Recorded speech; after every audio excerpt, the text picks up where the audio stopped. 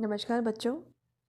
BA पाठ तृतीय की भूगोल की ऑनलाइन कक्षा में हमारे आज का विषय दक्षिणी पूर्वी एशिया का हम प्रादेशिक अध्ययन कर रहे थे। आज हम परिवहन और जनसंख्या का अध्ययन करेंगे इस क्षेत्र की। परिवहन की बात करें तो हमने कृषि पदार्थों और उद्योगों की बात करी, खनिज की बात करी। तो इन कच्चे पदार्थों को उद्योग तक ले जाने और तैयार माल को बाजार तक लाने के लिए परिवहन मार्गों की सुगमता होना आवश्यक है। तो परिवहन मार्गों की बात करें तो दक्षिणी पूर्वी एशिया एक राजनीतिक इकाई नहीं है, अपितु इसमें विभिन्न राष्ट्र सम्मिलित हैं और प्रत्येक देश की अपनी परिवहन व्यवस्था है और उसी अनुरूप वहाँ पर व्यापार और अर्थव्यवस्था संचालित होती है। हम एक एक राष्ट्र का जिक्र करेंगे परिवहन की दृष्टि से। सबसे पहले म्यांमार। परिवहन की जब हम बात करते हैं तो परिवहन में हम स्थल मार्ग, जल मार्ग और वायु मार्ग तीनों की बात करेंगे। तो म्यांमार में स्थल मार्ग में सड़क मार्ग की बात करें, सबसे फेमस है बर्मा रोड, जो रंगून, पीगू, मांडले, मैमियो, लाशियो, वांटंग और कुनमिंग तक विस्तृत है। दूसरी प्रमुख रोड है मिगियान, मितकिला, तुंगा, शाम तक है। तीसरी सगेक, शबो, कलेवा, इम्फाल, स्टिलवेल रोड है। रेल मार्ग की बात करें तो रेल मार्ग से यहाँ की राजधानी अनेक क्षेत्रों से जुड़ी हुई है। रंगून से प्रोम, रंगून से मांडले और मितकिना, पीगू से मर्तबान, पोलमिन से ये, मांडले से लाशियो, मांडले से मितकिना, यवातुंग से अलोन। जल परिवहन की बात करें तो इरावदी नदी समुद्र से 1400 किलोमीटर मितकिना तक जल परिवहन योग्य है। चिंदविन नदी 500 किलोमीटर तक और सालविन नदी 300 किलोमीटर तक आंतरिक जल परिवहन उपलब्ध कराती है। सीतांग नदी 130 किलोमीटर तक जल परिवहन हेतु उपयुक्त है। यहाँ का प्रमुख बंदरगाह रंगून है, जो इरावदी नदी से नहर द्वारा संयुक्त है। एक और बंदरगाह अकियाब है, जो विदेशी व्यापार की दृष्टि से बहुत ही महत्वपूर्ण है। वायु परिवहन की बात करें तो यहाँ पर आंतरिक सेवाएं और विदेशी सेवाएं दोनों ही उपलब्ध हैं। प्रमुख जो केंद्र है जो जुड़े हुए हैं सेंटर्स यहाँ से रंगून से बैंकॉक, कोलकाता, हांगकांग, ढाका और फिर काठमांडू एक प्रमुख मार्ग है। नागरिक उपयोग के लिए यहाँ पे 43 हवाई अड्डे हैं और 1998 में म्यांमार एयरवेज का प्रारंभ यहाँ पर हुआ था। थाईलैंड के परिवहन मार्गों में जलमार्ग प्रमुख है। यहाँ नाव संचालन बैंकॉक से 415 किलोमीटर की दूरी तक होता है। कोरोत का पठार में मिकांग नदी भी जलमार्ग उपलब्ध कराती है। रेल मार्ग बैंकॉक से चिनांग माई तक 741 किलोमीटर लंबाई में। इसके अलावा बैंकॉक से पदांग बेसर क्षेत्र दक्षिण में भी 990 किलोमीटर लंबाई में विस्तृत है। वायु परिवहन की बात करें थाईलैंड में तो थाई एयरवेज यहाँ पर संचालित है और यहाँ का प्रमुख हवाई अड्डा या केंद्र है बैंकॉक। मलेशिया की बात करें तो मलेशिया में खनन व बागाती कृषि से परिवहन का बहुत अधिक विकास हुआ है। आंतरिक तट क्षेत्र और तटीय बंदरगाह से संयुक्त होने पर यहाँ पर अधिक उपयुक्त दशा उपलब्ध होती है। रेल मार्ग है पाई सिंगापुर, जोहोर, बाहरू, कुआलालंपुर, ओहियो और जो थाईलैंड की सीमा तक चला जाता है। इसी रेल मार्ग की एक शाखा गैमास से पेहांग और केलांटन घाटी, कोटामारू और थाई रेल मार्ग से जुड़ा हुआ है। सड़क विकास मलाया के पश्चिमी तटवर्ती पेटी में है। जल परिवहन की बात करें तो Penang, Malacca, Port Dickson, Port Weld, Port Swettenham, Dungun Malaya क्षेत्र में विकसित क्षेत्र हैं। कुचिंग, सीबू सरावाक क्षेत्र में, लेबुआन, संडाकान, सबाहा क्षेत्र में बंदरगाह है। वायु परिवहन में मलेशियन एयरलाइंस यहाँ पे संचालित है। 19 हवाई अड्डे हैं और कुआलालंपुर अंतर्राष्ट्रीय महत्व का हवाई अड्डा यहाँ पर स्थित है। वियतनाम की बात करें तो वियतनाम पर्वतीय क्षेत्र में वनाच्छादित होने से परिवहन विकास में बाधा उत्पन्न करता है। इसकी लंबाकार आकृति परिवहन प्रारूप को प्रभावित करती है। डेल्टा व टोंकिंग के डेल्टाई भाग सर्वाधिक सघन सड़क जाल है। यहाँ पर आंतरिक भाग से तट को जोड़ना और तट के समानांतर विकास यहाँ के सड़क मार्ग की विशेषता है। रेल मार्ग हनोई हाईफेंग, हनोई से लाओ के उत्तर में और दक्षिणी भाग में सैगोन केंद्रित है। हनोई से हो ची मिन्ह सिटी उत्तरी दक्षिणी संपर्क सूत्र है। हवाई सेवा की बात करें यहाँ पर तो वियतनाम एयरलाइंस संचालित है, जो हनोई, हो ची मिन्ह सिटी, काओ बैंग, दा नांग, क्वेन लांग क्षेत्र को जोड़ती है। Peeking, Moscow, Rangoon, Berlin, Dhaka तक इस राष्ट्र से अंतर्राष्ट्रीय वायु सेवाएं संचालित होती हैं। प्रमुख बंदरगाह हैं हाईफोंग, हो ची मिन्ह सिटी और दा नांग। कंबोडिया की बात करें तो नाम पेन सड़क का प्रमुख केंद्र है।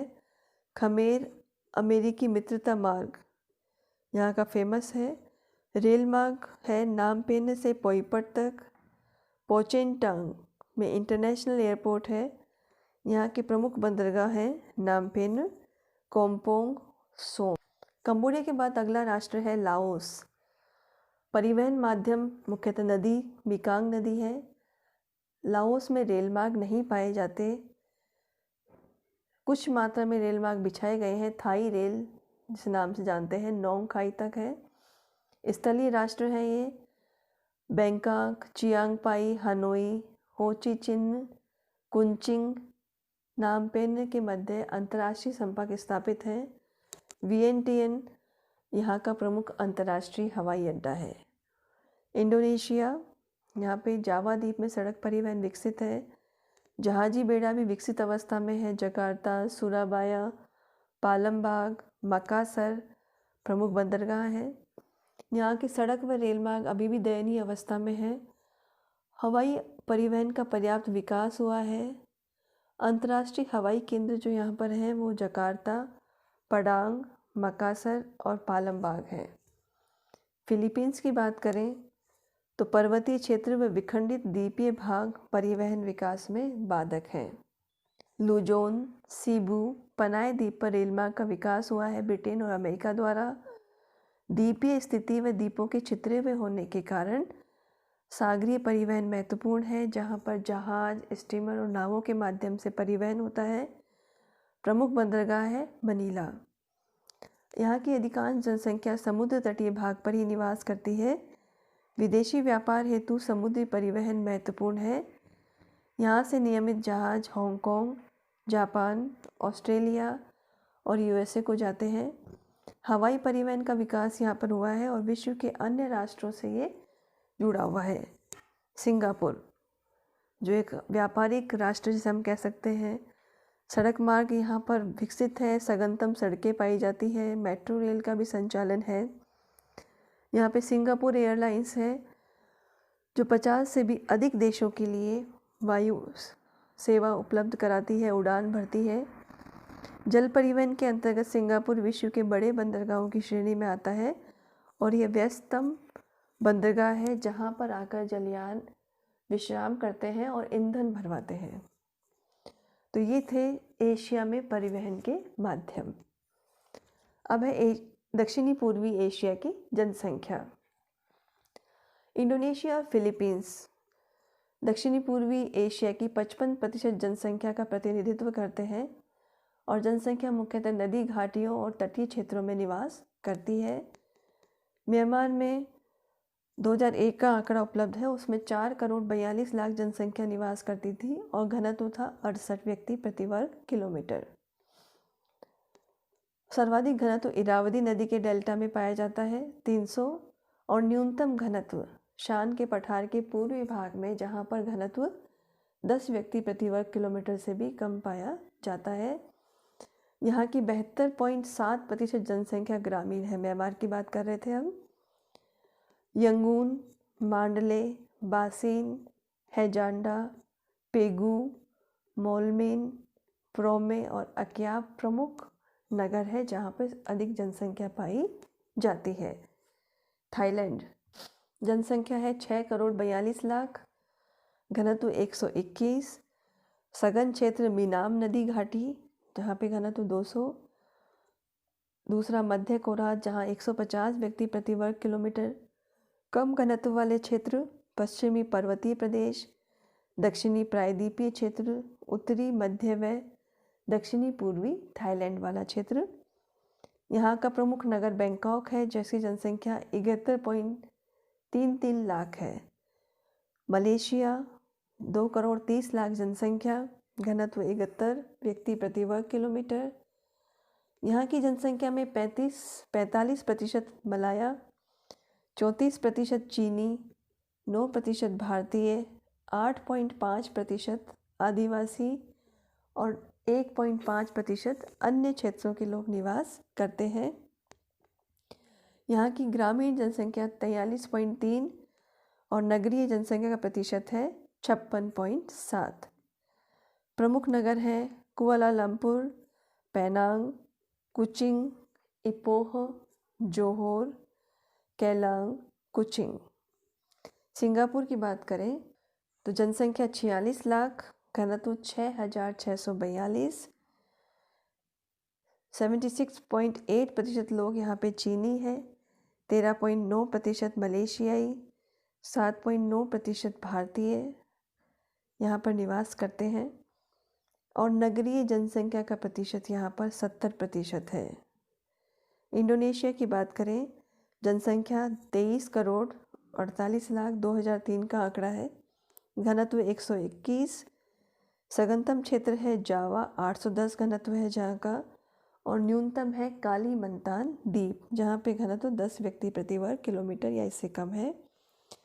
ग्रामीण जनसंख्या 60.2%। प्रमुख नगर हैं जकार्ता जहाँ की जनसंख्या 1,06,00,000 है। इसके अतिरिक्त Palembang, Yogyakarta, Bandung, Surabaya, Bogor, Malaya, Semarang. Indonesia के बाद अगला राष्ट्र है फिलीपींस। जनसंख्या 8,46,00,000 2003 का आंकड़ा है, घनत्व 282। सीबू द्वीप सर्वाधिक सघनतम है क्षेत्र जहाँ 600 व्यक्ति प्रति वर्ग किलोमीटर घनत्व है।